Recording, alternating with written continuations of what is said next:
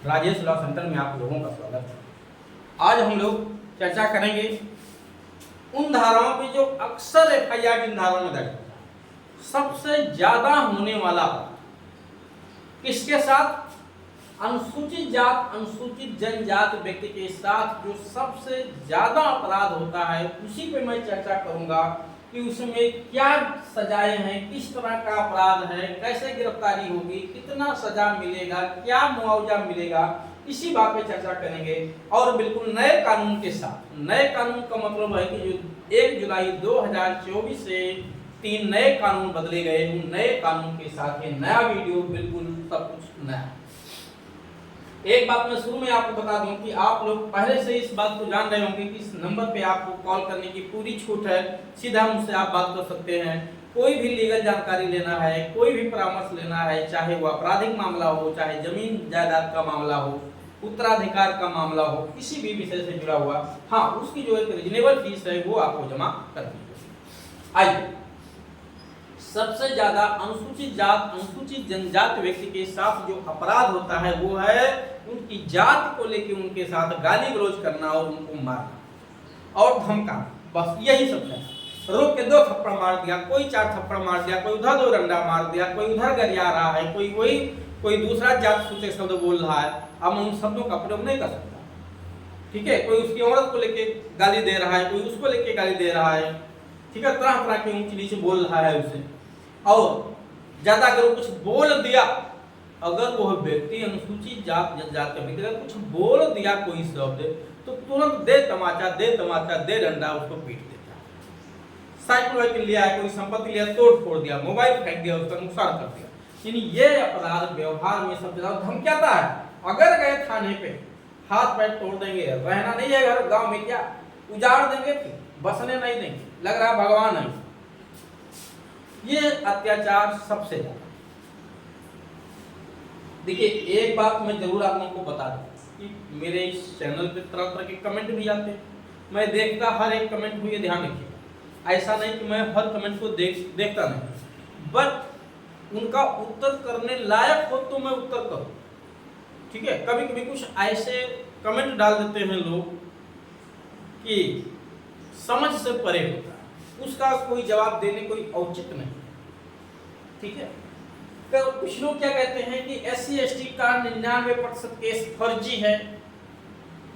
कुछ लोग कहते हैं नहीं 100% पूरा सही ही है। भाई, मैं भी दुनिया देख रहा हूं, 40 साल की उम्र होने वाली है। कितना फर्जी मुकदमा चल रहा है और कितना सही शिकायतें आ रही हैं। पूरे भारत से लगभग 50 फोन डेली आते हैं। कोई स्टेट ऐसा नहीं होगा जहां से कॉल ना आए। 10,000 से ज्यादा एफआईआर में कम से कम रीड कर चुका हूं। तो आप ये नहीं कह सकते कि SC/ST एक्ट खराब है, इसको हटा देना चाहिए, सबसे ज्यादा दुरुपयोग हो रहा। ऐसा तो हर एक कानून का दुरुपयोग हो रहा है। कौन सा कानून ऐसा है जिसका दुरुपयोग नहीं हो रहा है? और दुरुपयोग करने वाले में सहायक कौन लोग हैं? दुरुपयोग करने वाले में कौन लोग सहायता करते हैं? उसमें सबसे बड़ा हाथ तो पुलिस अधिकारी का होगा, ठीक। तो कोई कानून का दुरुपयोग हो रहा है, इसका ये मतलब थोड़ा नहीं कि कानून गलत है। हमारे शरीर में फोड़ा फुंसी हो गया, इसका मतलब थोड़ा कि शरीर ही खराब है, इसको डेट करके फेंक दिया जाए। अरे फोड़ा फुंसी हो गया तो उसका इलाज होना चाहिए। किसी पेड़ में कोई दीमक लग गया, इसका मतलब थोड़ा ना पेड़ को जड़ से काट के फेंक दो। अरे दीमक जहां लगा वहां इलाज करो उसका। तो कानून का मिसयूज हो रहा है, चाहे SC/ST एक्ट हो, दहेज प्रतिशत अधिनियम हो, IPC, कौन सा कानून है जिसका मिसयूज नहीं हो रहा, बताइए हमको आप। तो ऐसा कोई कानून है जिसका मिसयूज ना, ठीक है। मिसयूज पे रोक लगाया जाना चाहिए, दुरुपयोग नहीं होना चाहिए। कोई भी गलत तरीके से एफआईआर बिल्कुल मत दर्ज करें। आइए मैं देखता हूं। तो मैं जहां तक देखा कि सबसे ज्यादा, क्योंकि जो SC/ST वर्ग का व्यक्ति है, इस कम्युनिटी का व्यक्ति है ना, इसको तो हर व्यक्ति नीच समझता है। ये इस धरती पे रहने लायक नहीं है, ये व्यक्ति नहीं, ये इंसान नहीं है, ये मानव नहीं है, ये दानव है, राक्षस है। इनके साथ जो चाहे आप वो करो, बट ये बोले ना, उसका विरोध ना करें तो सब कुछ ठीक है। अगर विरोध कर दिए तो पाप है। फिर तो इनको ले ला तन जो तन, मारो पीटो, जैसा कहो वैसा करो, कुछ नहीं होने वाला, सब थाना पुलिस अपना है।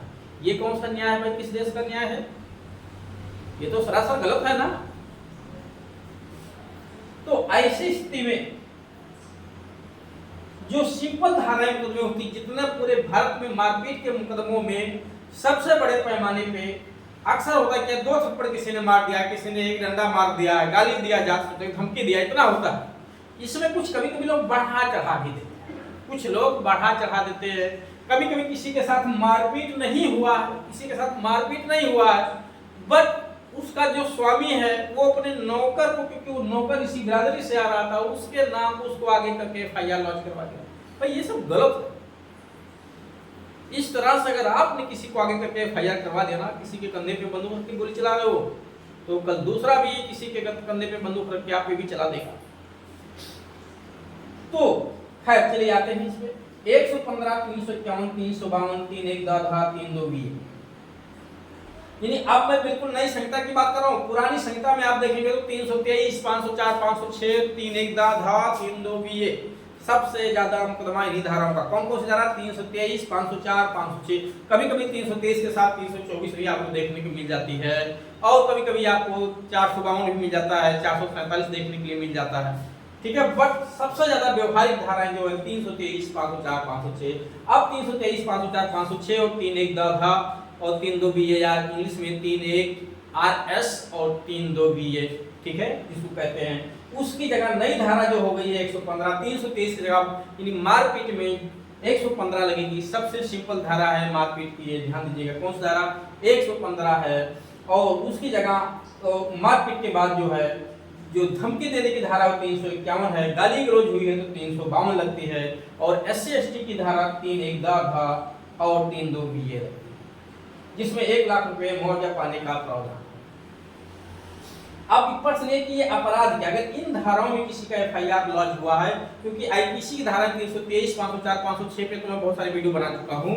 इस पे क्योंकि ये नई धाराएं हैं तो इन पे ये अपराध क्या है, तो ये 115, 351, 352, ये जो 3 धाराएं हैं व्यवहारिक, अगर इसमें से SC/ST को हटा दे तो ये सब के सब आसंज्ञेय अपराध हैं, सबसे हल्की धाराएं हैं, बिल्कुल गंभीर धाराएं नहीं है, ध्यान दीजिएगा। इसमें तुरंत आपको बेल मिल जाएगी, जमानती अपराध है, बेल एज राइट है आपका, और कोई गिरफ्तारी ना के बराबर है। इसमें सजा भी बहुत कम है, ठीक है। इसमें मान के चलिए आप ज्यादा से ज्यादा आपको 2 साल की सजाएं मिलने वाली है, मैक्सिमम है, बाकी तो जुर्माने पे भी आपको छोड़ा जा सकता है। लेकिन अगर SC/ST लग गई है, अगर इसके साथ 115, 351, 352 के साथ 115, 351, 352 के साथ मारपीट, गाली गलौज, धमकी के साथ 3 या जिसको इंग्लिश में 3 RS कहते हैं या 3 बी कहते हैं, अगर ये लग गई है तो अपराध ये असंज्ञेय फिर संज्ञेय हो जाता है, गंभीर बन जाता है, ध्यान दीजिएगा। जमानते से अजमानते बन जाता है, ये नॉन कॉग्निजेबल वो कॉग्निजेबल और नॉन बेलेबल हो जाता है। ऐसी स्थिति में बेल एज राइट आपका नहीं रह जाता है कि आपको जमानत पे छोड़ा जाए, और इसमें पुलिस आपको गिरफ्तार भी कर सकती है।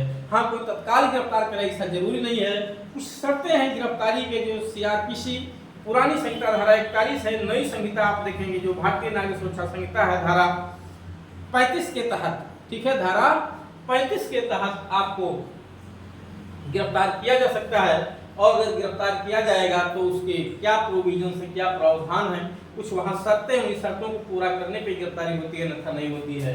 और उसमें सजा जब आ जाती है, SC/ST लग गया है तो फिर सजा बढ़ करके जो है अधिकतम 5 साल तक की आपको सजा दी जा सकती है, कम से कम 6 महीने की सजा सुनाई जा सकती है, जुर्माना साथ में होगा। तो इस तरह से ये अपराध गंभीर हो जाता है। हाँ, इतना गंभीर नहीं है जितना और धाराओं की तुलना में ये गंभीर नहीं है, और धाराओं की तुलना में तो ये हल्की धारा है। बट ये 115, 351, 352 अगर इस पे केवल लगी हुई है उसके संदर्भ में तो SC/ST लगने से गंभीर मामला। तो चलिए, उम्मीद है कि ये चीज आप लोगों को जरूर समझ में आया होगा। और कोई भी लीगल इन्फॉर्मेशन लेना हो तो बेहिचक आप इस नंबर पे संपर्क करिए, क्योंकि आपको केवल उसकी जो रीजनेबल फीस है उतना ही जमा करना है। अगर आप ये सोचते हैं कि फीस जमा करना पड़ेगा तो शायद आप उससे कई गुना ज़्यादा फीस जमा कर दें और उसके बाद भी शायद आपके साथ न्याय ना हो पाए। तो बिल्कुल सटीक जानकारी लेने के लिए आप इस दिए गए नंबर पर जरूर कॉल करें, और जितना मदद हो सकेगा लीगल इन्फॉर्मेशन मैं आपको जरूर दूंगा। हाँ, जो रीजनेबल फीस है वो तो आपको जमा